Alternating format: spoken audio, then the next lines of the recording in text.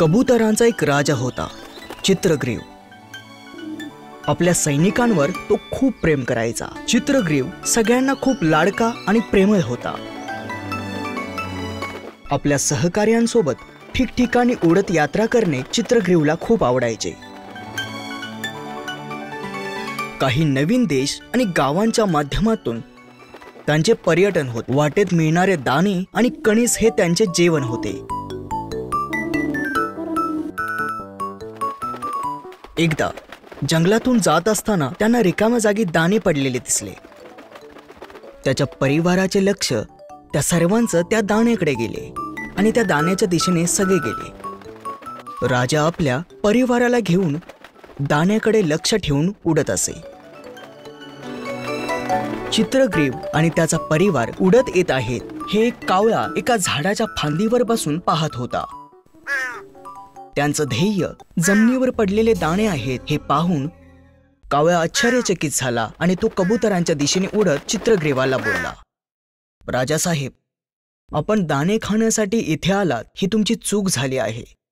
या जागेवर एक शिकारी जाळे टाकून बसला आहे.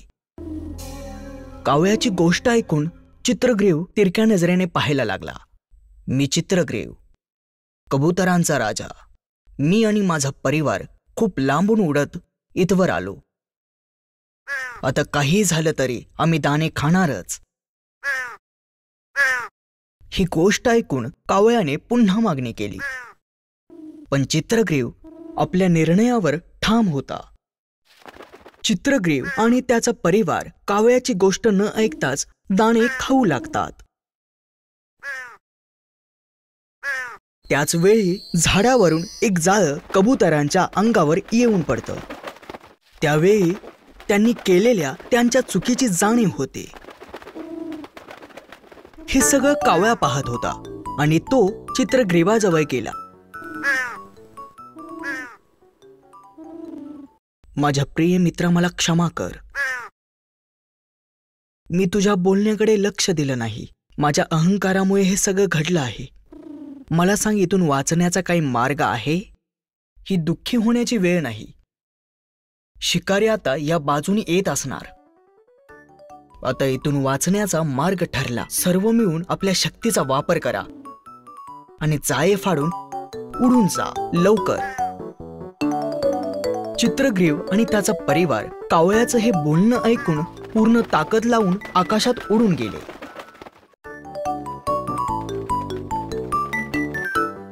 ते सर्वजण उडत उडत चित्रग्रीवचा मित्र उंदीर त्याच्या बिळाजवळ पोहोचले.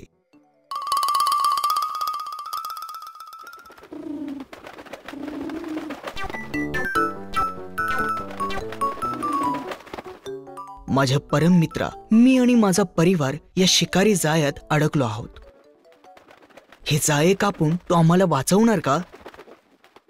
आमच्यावर उपकार करून हे जाळे कापून तो आमचं रक्षण कर.